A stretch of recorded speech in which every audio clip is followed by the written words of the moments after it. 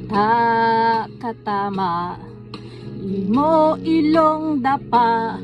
Kung ikaw magkadlaw, daw ilong kakarbaw, hindi magproblema.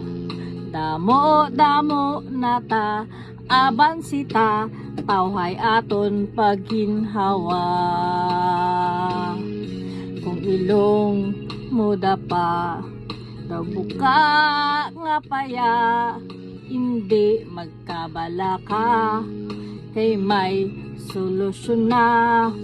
Kung damo ka kwarta, pwede magpa-opera.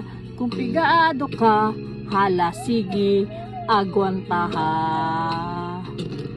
Uso na magpa-opera, kung ilong mo daw palwa, basta damo kalang kwarta.